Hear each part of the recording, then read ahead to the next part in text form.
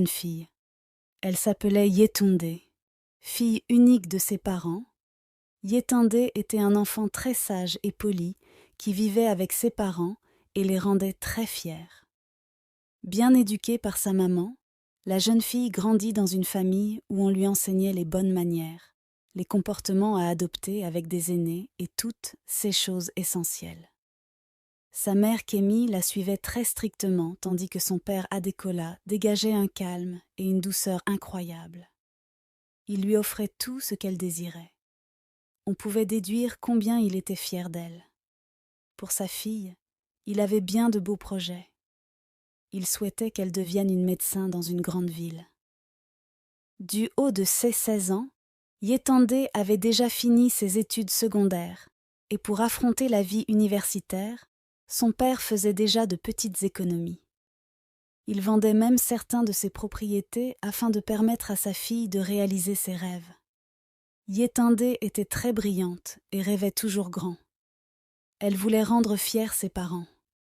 Elle avait aussi un ami qui s'appelait Jide et avec qui elle a pratiquement passé tout le secondaire. Il rêvait d'étudier le droit et elle la médecine. Jide, quant à lui, avait une tante à l'étranger qui lui avait promis de l'aider dès qu'il aura décroché son baccalauréat. Kémi, qui observait tout le temps la complicité entre sa fille et Jide, n'était pas vraiment contente. Elle ne voulait pas qu'un garçon approche sa fille. Pour elle, l'amitié entre une fille et un garçon n'existait pas. Le corps peut faiblir un jour, pensait-elle. Un jour, elle appela sa fille et avec des mots flatteurs, elle commença. « Ma fille chérie, la prunelle de mes yeux, la fierté de son père, notre futur docteur en médecine, je sais que tu es une fille très sage et très intelligente. Tu as toujours été notre source de motivation et ton père et moi sommes très heureux de crier tout le temps que tu es notre fille. Mais je me dois tout de même de t'informer de quelque chose qui retient toujours mon attention. Il s'agit de ton ami Jide. Je sais à quel point tu l'adores, mais tu dois faire attention parce que tu es une fille et tu peux tomber enceinte. Je sais que tu n'as pas d'idée derrière votre amitié, mais le corps peut faiblir et rapidement un rapport sexuel non protégé peut amener à une grossesse. Tu dois donc être très attentive et prudente, et je veux aussi que tu réduises la fréquence à laquelle vous vous rencontrez. Tu dois aussi éviter de te retrouver toute seule à l'intérieur avec lui, ma chérie. Tu n'es pas sans savoir que nous comptons tous sur toi. » Après quelques conseils, Yetunde promit à sa mère de faire attention. Un jour, Jide courut chez son ami pour lui raconter la bonne nouvelle. En fait, il pourrait maintenant se rendre à l'étranger car les procédures de son voyage étaient déjà prêtes. Yetunde partageait elle aussi sa joie. Tu pourras maintenant accomplir ton rêve de devenir avocat. Félicitations, Jide. Je suis très contente pour toi. Cependant, elle se rendit compte qu'elle ne pourra plus voir son ami quand il sera parti à l'étranger. Je ne te verrai plus. Tu seras maintenant si loin de moi, remarqua-t-elle tristement. Écoute, Yetunde, commença Jide. J'aurais aussi voulu que nous poursuivions ensemble nos études comme nous l'avons toujours fait, mais malheureusement on doit se séparer. J'irai étudier à l'étranger, mais une fois que j'aurai fini mes études, je reviendrai, et je suis sûre que tu serais déjà médecin et moi avocat. On pourra être tous les deux fiers de tout ce qu'on a accompli et de notre parcours de vie. Ils se prirent tous les deux dans les bras, et on pouvait remarquer la mosaïque de sentiments qui passèrent sur leurs visages. Ils bavardaient devant la maison, et quelque temps après, la mère de Yetunde sortit de la maison pour aller faire des courses au marché. Ils allèrent alors tous les deux dans la chambre, et au fur et à mesure, la conversation devenait de plus en plus intime. Ils finirent par s'embrasser tous les deux, et emportés par leurs émotions.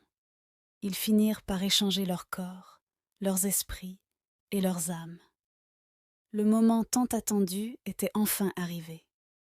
Jide s'en allait pour très longtemps. La jeune fille était très malheureuse et les adieux furent très douloureux. Elle était très proche de Jide, qu'elle ne s'était même jamais imaginé vivre sans lui. C'était tout nouveau pour elle. Des jours étaient passés depuis le départ de Jidé, mais Yétondé ne semblait pas s'en remettre. Elle n'avait plus cette joie de vivre, et Kémi qui l'observait la voyait toujours déprimée. Elle était soulagée de savoir que Jidé était parti parce qu'elle se doutait qu'il n'y avait pas que de l'amitié entre eux. Elle voyait bien que sa fille tombait petitement amoureuse, et maintenant qu'il est parti, elle pourrait s'en remettre avec le temps. Les heures, les jours, les semaines passaient, mais Yétendé était toujours aussi déprimée. La situation ne semblait pas s'arranger, au contraire. Elle ne mangeait même plus et avait perdu tout appétit. Sa mère trouvait vraiment très inquiétant l'état de sa fille et décida de lui faire oublier et briser les liens avec Jidé. Elle se rendit dans sa chambre et la trouva dans un état inhabituel. Elle tremblait presque sous sa couverture. Elle avait le corps tout chaud. Prise de peur, Kémi se prépara rapidement et la conduisit à l'hôpital. Le père de Yétondé n'était pas à la maison. Il était sorti très tôt ce matin pour ses occupations. Après quelques analyses et opérations, le médecin finit par affirmer : « Votre fille n'a rien de grave. Elle est juste très fatiguée, ce qui est très normal d'ailleurs pour son état. » Kémi, qui ne saisissait pas vraiment ce que disait le médecin, lui demanda : « Pouvez-vous m'expliquer davantage, s'il vous plaît ?» Le médecin lui répondit alors : « Votre fille présente les symptômes d'un début de grossesse, donc ne vous inquiétez pas, il n'y a rien de grave. » Cette fois, c'était clair dans sa tête. Son cœur se mit à battre très fort dans sa poitrine. Yétendé, quant à elle, pleurait déjà à chaudes larmes. Kémi ne croyait toujours pas en la véracité des mots du médecin. Elle amena à nouveau sa fille dans un autre centre de santé. Les résultats furent les mêmes. Sa fille chérie était vraiment enceinte. Elle avait mangé le fruit de l'arbre défendu. Sans mots, elles rentrèrent calmement chez elle, Yétondé toujours en larmes. Kémi était dépassée, elle ne savait plus quoi faire ni où se mettre. Elle déposa sur la table le carnet, et Yétondé, maintenant agenouillée dans un coin du salon, pleurait à chaudes larmes. Adékola rentra à la maison tout excité et en bonne humeur. Il avait une merveilleuse nouvelle à annoncer à sa princesse. Elle pourra maintenant continuer ses études en médecine, comme elle l'avait toujours souhaité, car sa demande d'admission à l'université a été acceptée avec succès. Dès qu'il rentre, toute sa joie disparut. Il pouvait voir sa femme triste et Yétendé à genoux qui pleurait. Il demanda alors : « Qu'avez-vous toutes ? Pleurez-vous la mort de quelqu'un ?» Kémi n'avait plus de force. Elle ne réussit à dire aucun mot. À la place, elle désigna le carnet sur la table, et son mari le saisit curieux de savoir ce qui les tracassait. Il ouvrit le carnet et lut ce qui était écrit. Dès qu'il lut positif, il jeta le carnet et cria : « Mais bon sang, qui peut m'expliquer ce que ça veut dire, ce positif ?» Kémi parvient enfin à sortir quelques mots. « Yétondé est enceinte, affirma-t-elle. »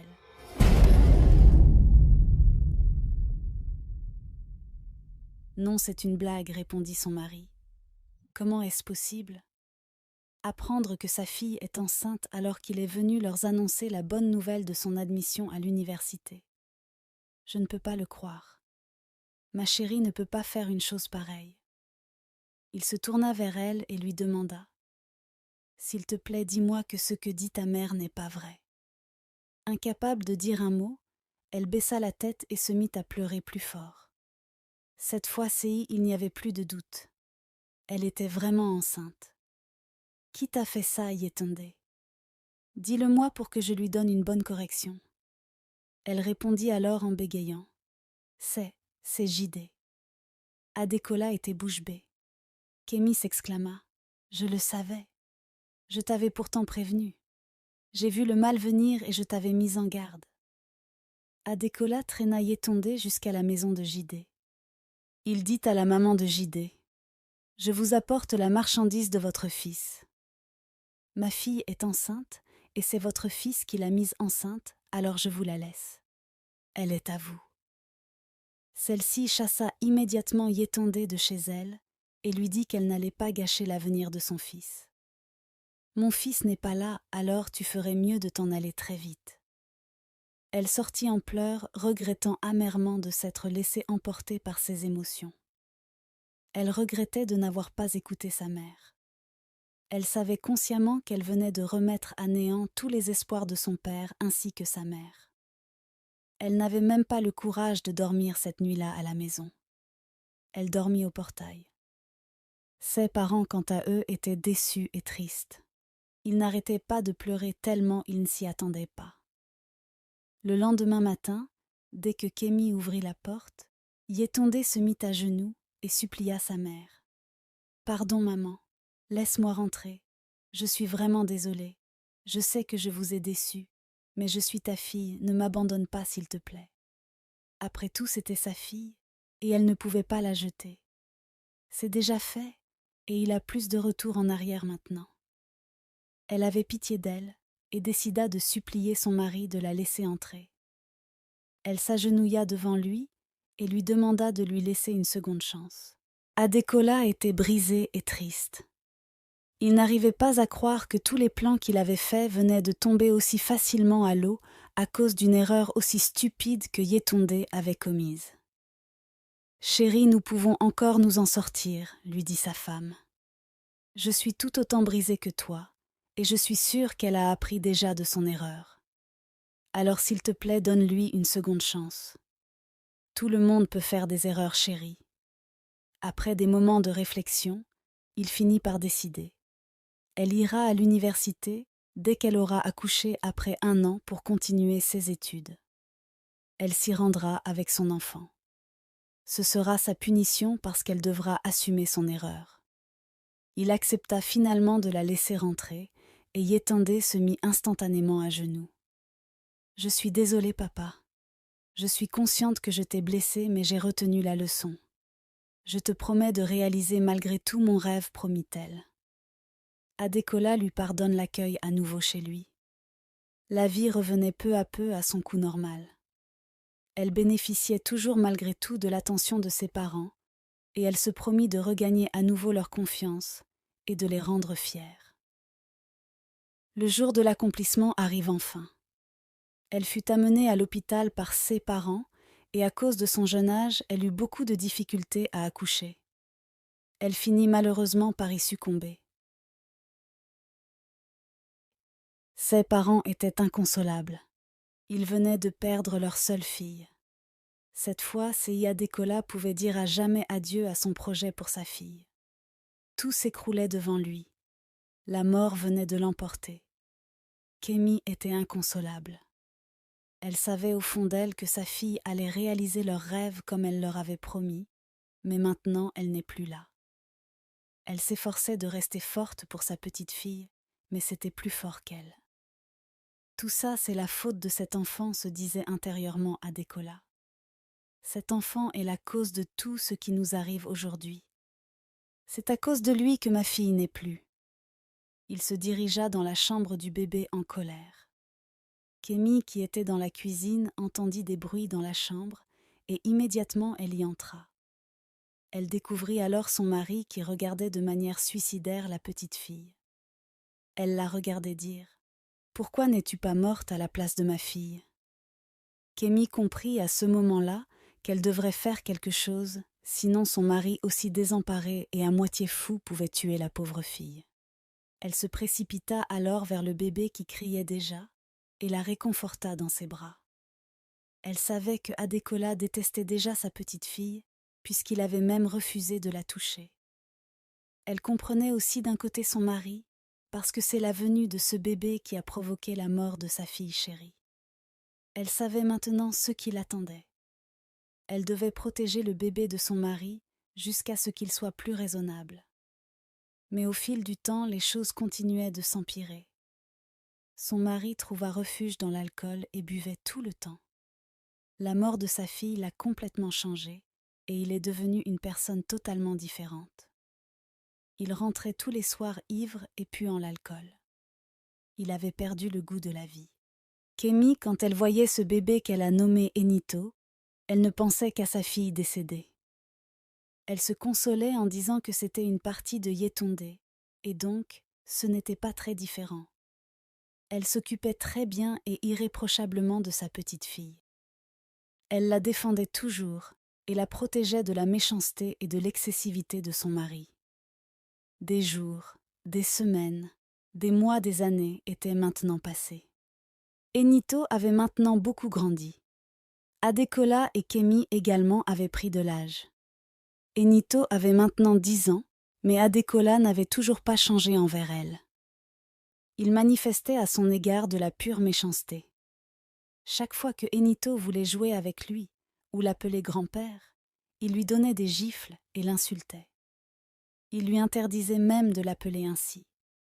Il ne voulait rien entendre d'elle. La petite fille, très triste, ne comprenait pas pourquoi son grand-père agissait de la sorte avec elle malgré tous ses efforts. Pourquoi ne m'aime-t-il pas? J'ai fait quelque chose qu'il ne fallait pas? Demandait-elle tout le temps à sa grand-mère. Kemi compatissait à sa douleur. Elle n'a pas demandé à naître. Ce sont juste les conditions de sa venue au monde qui n'étaient pas les plus belles. Elle lui répondait juste « Ne t'inquiète pas, ma chérie. Ce sont juste des problèmes personnels, et bientôt tu verras qu'il reviendra à la raison et à de meilleurs sentiments. » Adekola, totalement transportée par l'alcool, n'assumait même plus son devoir d'homme et ses responsabilités. Elle ne le lui demandait même plus, parce que la seule fois où elle l'a fait, il s'était mis à la battre, et elle a très vite compris qu'elle devait se battre toute seule et s'envoler de ses propres ailes. Elle avait même dit à Enito d'en faire autant et de l'ignorer complètement. Comme tous les soirs, Adekola rentra cette nuit-là encore ivre. Il se dirigea sans savoir dans la chambre d'Enito. Ce n'est qu'en voyant sa petite fille qu'il réalisa que ce n'était pas la bonne chambre. Mais au lieu de se retourner, il rejoignit la petite fille dans son lit. Effrayée, Enito se réveilla. Elle ne comprenait pas ce que faisait son grand-père dans sa chambre. Elle voulut parler, mais Adekola l'en empêcha. Il lui garda très fort la bouche et lui dit « Reste tranquille ou je te tuerai. Tu penses que tu peux t'en tirer aussi facilement après ce que tu as fait à ma fille? Tu dois payer très cher pour m'avoir arraché ma seule fille, ma fille chérie. Tu es une enfant maudite et très maléfique. » Il déchira ses vêtements et se jeta sur elle. En larmes, Enito tremblait affreusement. La première fois que son grand-père s'approchait d'elle, les choses devraient se passer ainsi. Elle pleurait à chaudes larmes. Adekola la regarda méchamment et lui dit « Tu as intérêt à garder pour toi ce qui s'est passé ce soir, si tu ne voudrais pas que la prochaine fois je te tue. » La pauvre petite ne disait plus rien. Elle craignait que Adekola lui fasse mal, et elle garda pour elle seule ce qui se passait. Chaque soir, c'était devenu une habitude de Adekola. Il s'introduisait doucement dans la chambre de la petite et abusait d'elle. Il lui lançait à la figure des mots horribles et très méchants. Kemi, qui connaissait bien sa petite, commença par se rendre compte que quelque chose n'allait pas. Elle lui posait à chaque fois la question, mais trop paniquée à l'idée que Adekola la tue, Enito gardait pour elle seule ce grand secret. Elle disait à sa grande-mère qu'elle n'avait rien.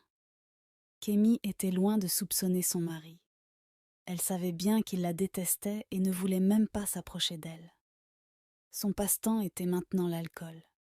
Il buvait au point de se saouler et il finissait toujours par violer sa petite fille. Il ne voulait pas affronter la réalité. Sa nouvelle mode de vie ne l'avantageait pas pour autant. Il commençait à s'affaiblir au fil du temps et n'arrivait même plus à faire les choses les plus basiques. Kemi ne pouvait rien pour son mari. Elle était juste spectatrice de la dégradation de son état.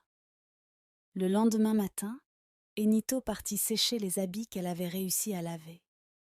Pendant qu'elle les étendait, elle eut soudain très mal à la tête et un vertige s'empara de tout son corps.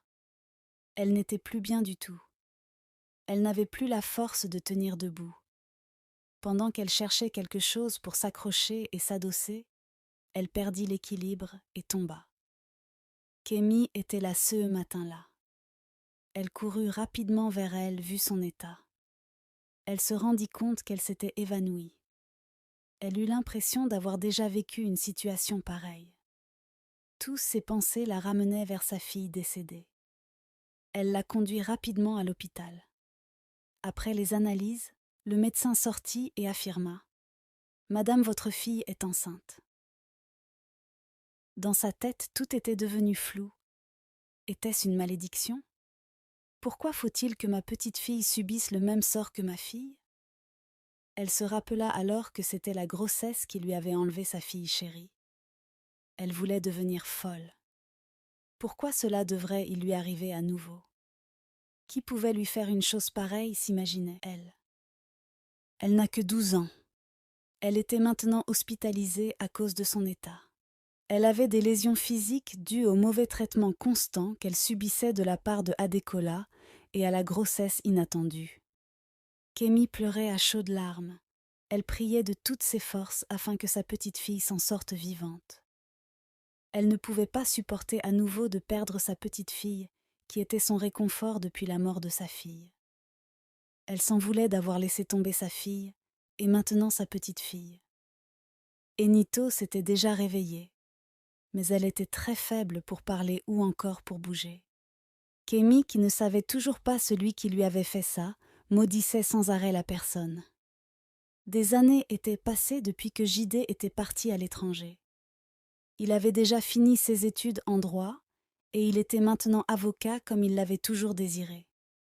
Il a même ouvert son propre cabinet et en raison de ses services louables, il était reconnu comme un grand avocat. Il décida maintenant de se rendre à son village après avoir tout apprêté. Si son plan se passait comme prévu, il allait retrouver sa femme et ensemble ils s'installeront à l'étranger. Il était tout excité en y pensant.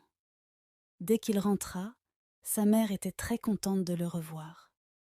Ils bavardaient tous les deux quand Jidé demanda à sa mère : « Maman, c'était quand la dernière fois que tu as vu Yetunde ?» Il l'avait toujours gardé dans son cœur. C'était même ce qui avait motivé en grande partie sa venue au village.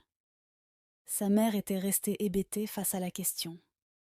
Elle ne savait comment lui expliquer tout ça. Elle pensait qu'il l'avait déjà oublié, mais visiblement non. « Maman, je t'ai posé une question, reprit Jidé. Comment va-t-elle ? » Elle décida alors de lui raconter tout ce qui s'était passé en son absence. Jidé s'attendait à tout sauf à ça. Il ne pouvait pas s'imaginer que Yetunde était morte ou encore qu'il était papa.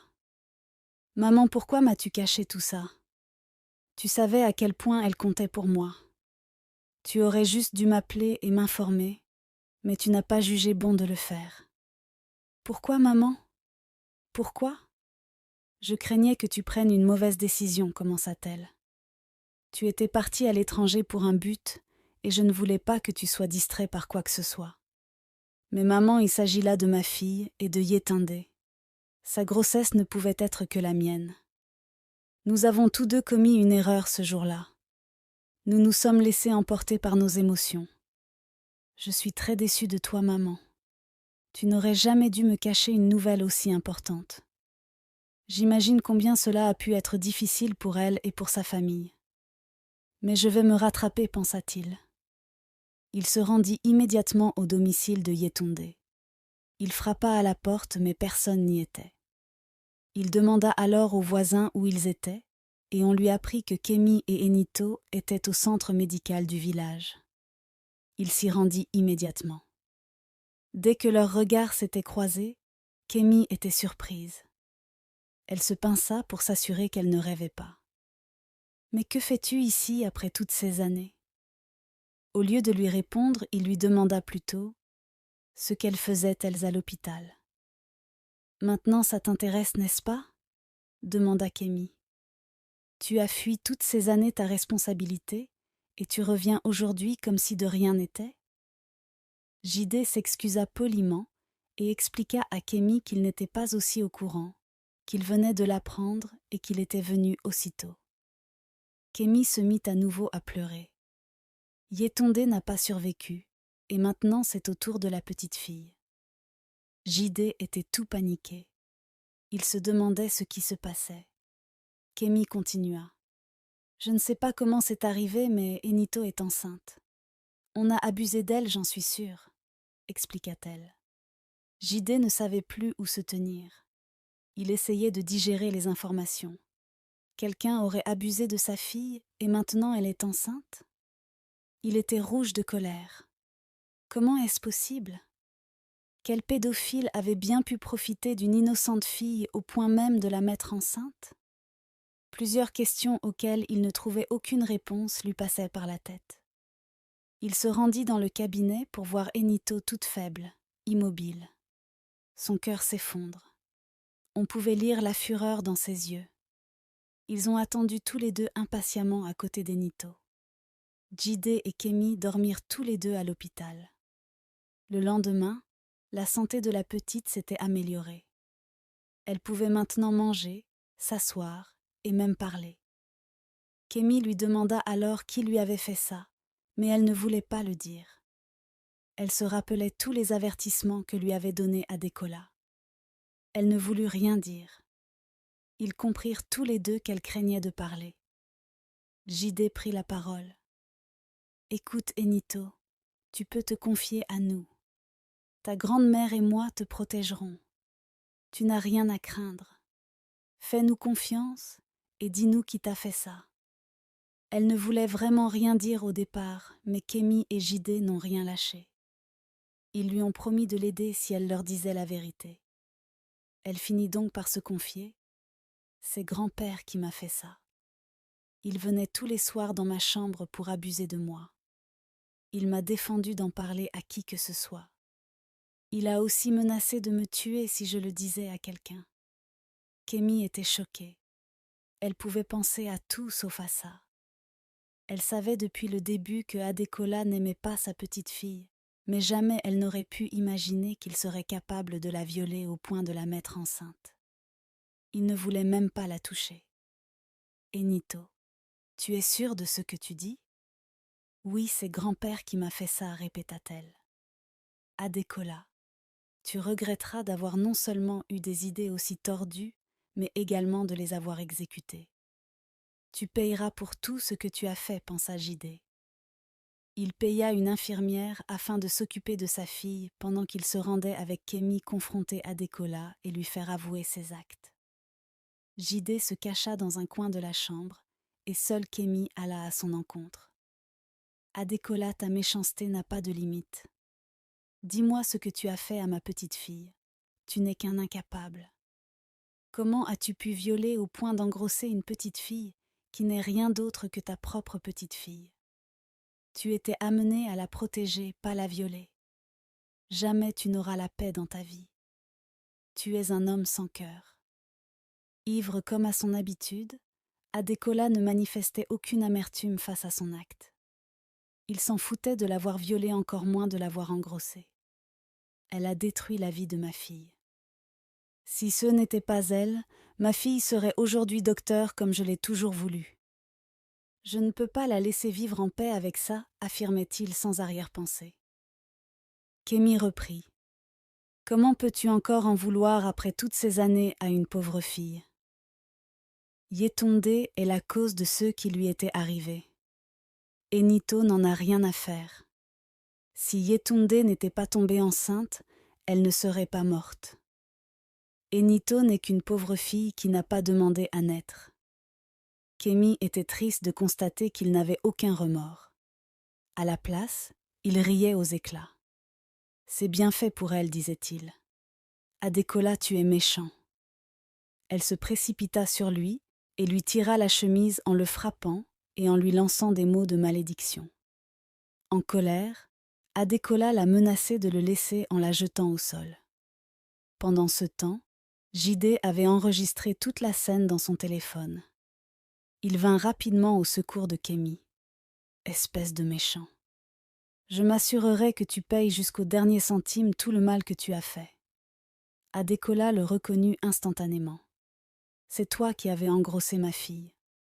Tu as le courage de revenir aujourd'hui dans ma maison après toutes ces années ?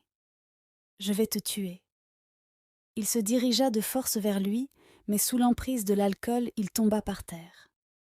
Il restait allongé au sol, et après un moment, Kemi et Jide comprirent qu'ils devaient l'amener à l'hôpital.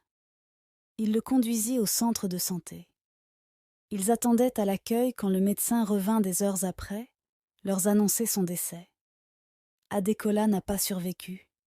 Il est décédé. Son foie était endommagé par une consommation excessive d'alcool. Il souffrait donc d'une insuffisance hépatique aiguë. Kemi était sans émotion. Elle ne savait quoi penser ni quoi faire. Tant de mauvaises nouvelles pour elle seule une même journée. D'abord c'était sa petite fille et maintenant c'est son mari. Elle ne réalisait même pas comment il était devenu un autre homme aussi vite. Adekola qu'elle connaissait ne se serait jamais conduit de la sorte. Il était un homme responsable, attentionné, aimable et protecteur. Il était un père formidable pour Yetunde, et au lieu d'aimer au même titre Enito, il a laissé la haine et la vengeance s'emparer de son corps. Comment pouvait-il nourrir autant d'années une haine aussi gratuite contre sa petite fille? Aujourd'hui, il est mort détruisant ainsi la vie de sa petite fille. Que lui a servi toute sa méchanceté? Jide se rapprochait d'être la cause du malheur qui s'abat sur Kemi. Il regrettait son acte et souhaiterait que tout se passe pour le mieux. Enito, qui commençait déjà à se rétablir, s'est encore mise à saigner et à rechuter. Elle fut amenée à nouveau à l'hôpital et le docteur leur annonça qu'elle avait une grossesse extra-utérine. Le bébé n'était pas dans son utérus, mais dans sa trompe de Fallope. Les chances que la grossesse soit à terme étaient réduites à néant. Elle allait perdre le bébé et elle risquait elle aussi de perdre la vie. La seule alternative, c'était de lui provoquer une fausse couche le plus vite possible. Très vite, Kemi et Adekola donnèrent leurs accords. Si cela pourrait épargner la vie de Enito, alors ils étaient partants. Les interventions s'étaient bien passées et Enito rentra chez elle des semaines après. Elle était tellement heureuse à l'idée que Adekola ne soit plus là. Kemi finit aussi par lui expliquer que Jide était son père. Elle lui raconta toute l'histoire, et Enito, même si elle était triste, pouvait maintenant bénéficier de l'amour d'un père. Jide supplia Kemi de la laisser emmener avec lui Enito. « S'il te plaît, laisse-moi l'emmener avec moi. Je te promets de prendre soin d'elle comme un bon père. Tu pourras aussi nous accompagner pour mieux veiller sur elle. » Kemi finit par accepter. De toute façon, plus rien ne pouvait la retenir dans ce village, si ce n'était de mauvais souvenirs. Sa fille ainsi que son mari étaient morts, et sa petite fille irait à l'étranger avec son père. Jide entama les préparatifs et les procédures de voyage, et dès que tout fut apprêté, ils s'en allèrent tous. Il inscrit Enito dans une école compétente, et un soir pendant le dîner, il lui demanda « Ma chérie, que voudrais-tu devenir quand tu seras plus grande ?» Enito répondit avec enthousiasme « Médecin ». Jide était choqué. Il voyait en elle la réincarnation de Yetunde. Kemi, quant à elle, fondait en larmes. Si seulement Adekola n'avait pas été aussi méchant et irresponsable, il aurait pu te voir réaliser le rêve de sa fille comme il l'a toujours voulu. Jide remplit correctement son rôle de papa. Il veillait à ce qu'elle ne manque de rien. Il lui donnait tout l'amour et l'attention qu'un père pouvait donner à son enfant. Il s'est même promis de ne pas se remarier afin de rendre hommage à Yetunde. Sa fille grandit et réalisa son rêve. Elle était devenue médecin et fit la fierté de son papa et de sa grand-mère. Si vous avez aimé cette histoire, laissez-moi un petit commentaire d'encouragement et abonnez-vous pour ne pas manquer la prochaine histoire.